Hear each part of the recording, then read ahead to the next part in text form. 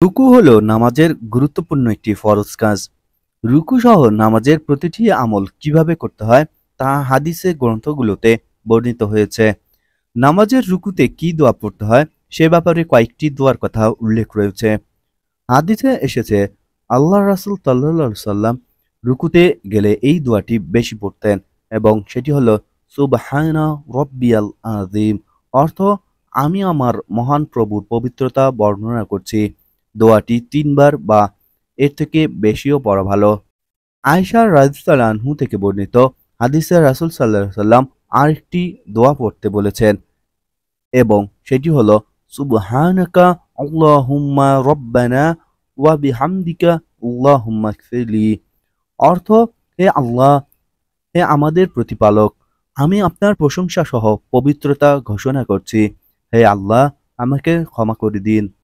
হযরত আয়েশা রাদিয়াল্লাহু আনহু থেকে বর্ণনা করেছেন আল্লাহর রাসূল সাল্লাল্লাহু আলাইহি সাল্লাম রুকু ও সেজদায় গিয়ে বলতেন সুবহুন কুদ্দুসুন রব্বুল মালাইকাতু ওয়ার রূহ।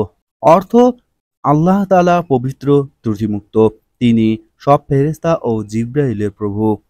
এছাড়াও হাদিসে আরো অনেক দোয়া এসেছে যেগুলো রুকুতে পড়তে হয়।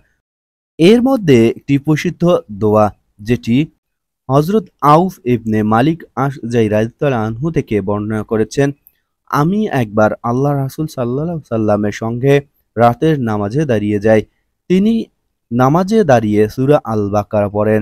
যখন রহমতের আয়াতে পৌঁছন তখন তিনি তথায় থেমে রহমত কামনা করেন এবং যখন কোনো আযাবের আয়াতে পৌঁছান তখন তিনি তথায় থেমে আযাব থেকে মাগফিরাতের কামনা করেন।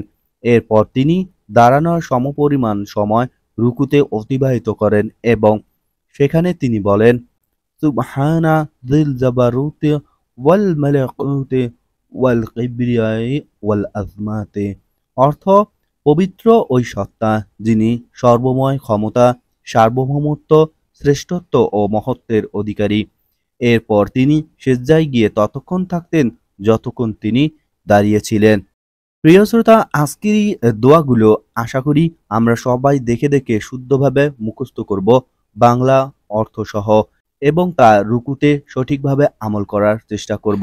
আল্লাহ তাআলা আমাদের সবাইকে এই দোয়াগুলো মুখস্থ করে সঠিকভাবে পড়ার এবং আমল করার তৌফিক দান করুক। সবাই বলি আমিন।